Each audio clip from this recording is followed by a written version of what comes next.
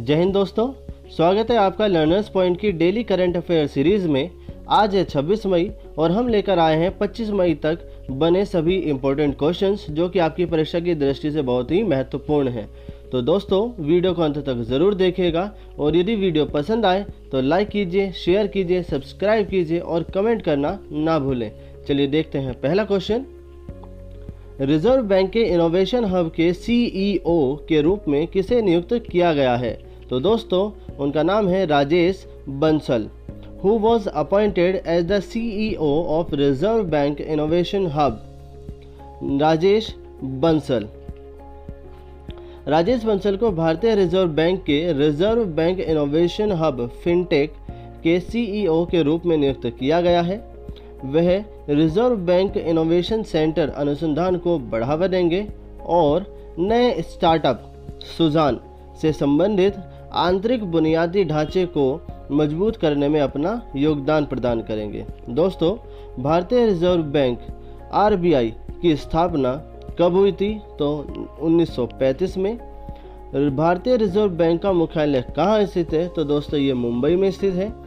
और भारतीय Reserve Bank के वर्तमान गवर्नर कौन हैं? तो दोस्तों उनका नाम है शक्तिकांत दास। चलिए नेक्स्ट क्वेश्चन देखते हैं। विश्व कछुआ दिवस कब मनाया जाता है? तो दोस्तों ये 23 मई को, प्रत्येक वर्ष 23 मई को विश्व कछुआ दिवस मनाया जाता है। When the World Turtle Day celebrated? तो इट्स 23 मई। चलिए कुछ फैक्ट जान लेते हैं इसके बारे में। 23 मई को अमेरिका टर्टॉइज रेस्क्यू संगठन के द्वारा विश्व स्तर पर विश्व कछुआ दिवस मनाया गया। इस वर्ष इसकी थीम थी टर्टल रॉक्स। दोस्तों वर्ष 2000 में पहली बार अमेरिका टर्टॉइज रेस्क्यू संगठन के द्वारा विश्व स्तर पर इस दिवस को मनाया गया था। विश्व कछुआ दिवस मनाने का मुख्य उद्देश्य दुनिया भर में कछुओं को लुप्त होने से बचाने के लिए लोगों को जागरूक करने के लक्ष्य के साथ हर साल मनाया जाता है। चलिए देखते हैं next question. Launch book Nehru, Tibet और चीन के लेखक कौन हैं? तो दोस्तों उनका नाम है Avtar Singh Bhasin. Who is the author of the launch book Nehru, Tibet and चीन? तो उनका नाम है अवतार सिंह भसीन। चलिए कुछ फैक्ट्स जान लेते हैं। लेखक अवतार सिंह भसीन ने अपनी नई पुस्तक नेहरू, तिब्बत और चीन लॉन्च की।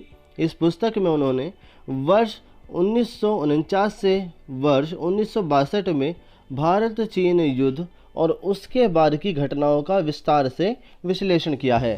दोस्तों यह पुस्तक भारत के द्वारा चीन को अपना दोस्त समझे और देश की सेना को अच्छे हथियार न उपलब्ध करवाने की वजह से हार का सामना करने को दर्शाती है। चलिए नेक्स्ट क्वेश्चन देखते हैं।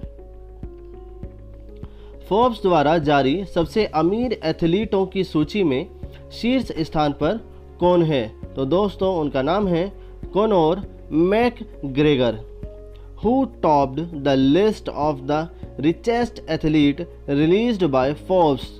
सो कॉनोर मैकग्रेगर। चलिए कुछ फैक्ट जान लेते हैं इनके बारे में। फोर्ब्स द्वारा जारी सबसे अमीर एथलीटों की सूची में शीर्ष स्थान पर यूएफओ स्टार एमएमए खेल से संबंधित कॉनोर मैकग्रेगर 180 मिलियन डॉलर की कमाई के साथ रहे। वहीं सीकर खिलाड़ी लियोनेल मेसी 130 मिलियन डॉलर की कमाई के साथ दूसरे और क्रिस्टियानो रोनाल्डो 120 मिलियन डॉलर की कमाई के साथ तीसरे स्थान पर रहे हैं। वहीं डॉक प्रेस्कॉट चौथे स्थान पर, लेब्रॉन जेम्स पांचवें स्थान पर, नेमार छठे स्थान पर, रोजर फेडरर सातवें स्थान पर, लुइस हैमिल्टन आठवें स्थान पर, टॉम ब्रैडी नौवें स्थान पर, केविन डू यूरेट 10वें स्थान पर रहे हैं। चलिए नेक्स्ट क्वेश्चन देख लेते हैं। किस देश की हॉकी फेडरेशन ने एटिएन गिलिच पुरस्कार जीता? तो दोस्तों उसका नाम है India. Which country hockey federation won the Elliot Gillich award? तो आंसर इज इंडिया। चलिए कुछ फैक्ट्स जान लेते हैं। हॉकी इंडिया फेडरेशन ने देश में खेलों के प्रति वृद्धि और विकास में योगदान के लिए प्रतिष्ठित एटियन गिलिच पुरस्कार जीता है।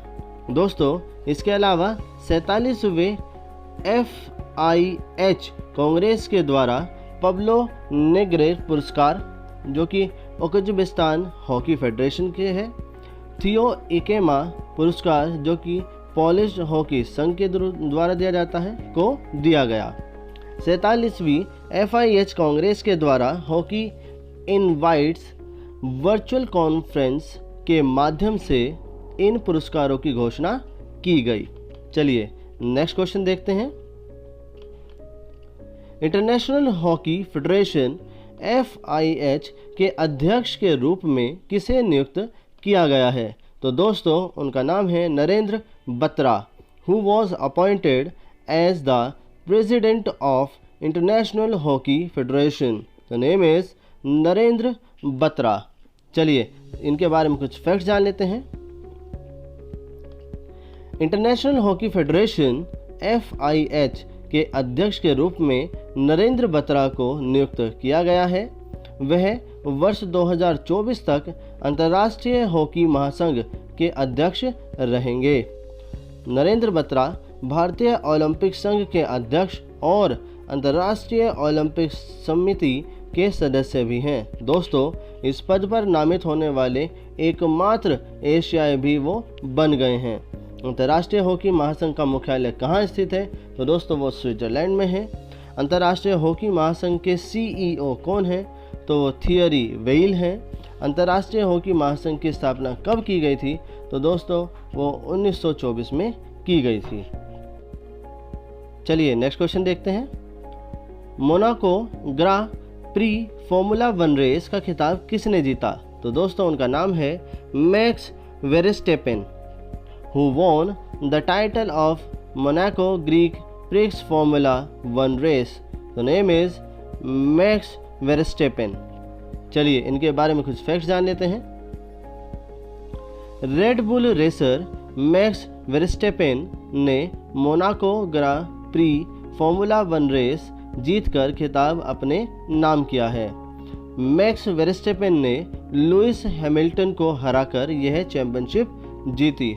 दोस्तों विश्व चैंपियनशिप में दूसरे स्थान पर कॉलेज सेंज जूनियर रहे हैं।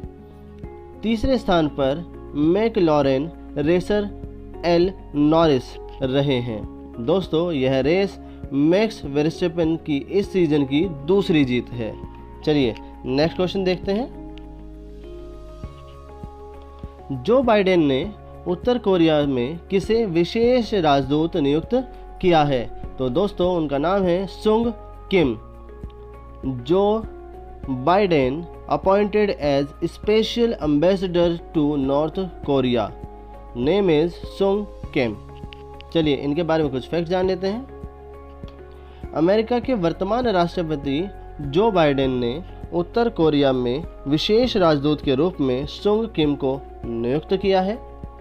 सुंग किम अमेरिका और उत्तर कोरिया में प्रायद्वीप में स्थायी शांति और तमांग सशक्तिकरण के मुद्दे पर शांति बनाए रखने के लिए कुछ वर्षों में अहम कदम उठाएंगे। दोस्तों नॉर्थ कोरिया की राजधानी प्योंगयांग है। नॉर्थ कोरिया की मुद्रा का नाम नॉर्थ कोरियन वॉन है। नॉर्थ कोरिया के शासक किम जोंग उन है। चलिए नेक्स्ट क्वेश्चन देखते हैं। लॉन्च पुस्तक India and Asian geopolitics the past present के लेखक कौन हैं? तो दोस्तों उनका नाम है Shivshankar Menon. Who is the author of launch book India and Asian geopolitics the past present? Name is Shivshankar Menon. चलिए इनके बारे में कुछ फैक्ट्स जान लेते हैं। शिवशंकर मेनन ने अपनी नई पुस्तक India and Asian geopolitics the past present launch की। शिवशंकर मेनन ने ही वर्ष 1950 में चीन के द्वारा तिब्बत पर कब्जा करने की गंभीरता को रेखांकित किया था। प्रधानमंत्री के राष्ट्रीय सुरक्षा सलाहकार और पूर्व विदेश सचिव मेनन ने यह पुस्तक भारत के द्वारा अतीत में भी राजनीतिक तूफानों का दृढ़ता से सामना करने को वृत्तांत से बताती है। चलिए देखते हैं नेक्स्ट क्वेश्चन। किसने रियल मैड्रिड को हराकर ला लिगा चैंपियनशिप का खिताब जीता है? तो दोस्तों उनका नाम है Atletico Madrid, who defeated Real Madrid to win the title of La Liga Championship. The name is Atletico Madrid. चलिए कुछ फैक्ट्स जान लेते हैं।